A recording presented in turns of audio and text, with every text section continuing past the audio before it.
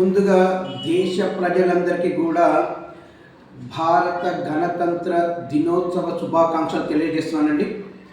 ఏదేమైనప్పటికీ 77 వసంతాలు పూర్తి చేసుకున్నటువంటి భారత గణతంత్రం ఏదైతే ఉందో ఈ 77 ఏళ్ల కాలంలో ఒక్కసారిగా భారతదేశంలో జరిగినటువంటి అభివృద్ధిని ఒకసారి ఆలోచిస్తే రాజ్యాంగానికి ముందు రాజ్యాంగం తర్వాత భారతదేశంలో ఇటు సాంఘిక మరియు ఆర్థిక రంగాల్లో పెను మార్పులు వచ్చాయండి. అయితే ఇప్పటికీ కూడా ఇంకా మన దేశంలో నిరక్షరాస్యత, పేదరికము మరియు అవినీతి అనేది ఇంకా రాజ్యం వెళ్తూనే ఉన్నాయి.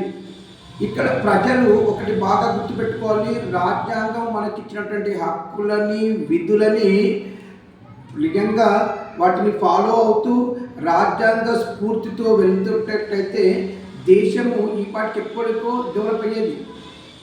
కానీ చాలామంది రాజ్యాంగ స్ఫూర్తిని ఫాలో అవుతలేరు అనేది నా అభిప్రాయం అండి. ప్రతి వాళ్ళకు కూడా రాజ్యాంగంలో మనకు ఆ పెద్దలు ఏదైతే మనకంటూ ఇచ్చినటువంటి హక్కులను కావచ్చు, విధులను కావచ్చు, మనము సరిగ్గా మనం వాటిని అనుసరించినట్టయితే దేశం అనేది భవిష్యత్తులో చాలా అభివృద్ధి చెందుతుందనేది నా అభిప్రాయం. దీనిపైన మీ అభిప్రాయాలు నాకు కామెంట్ రూపంలో తెలియచేయండి. ఇట్లు దినేష్ గంగసాని.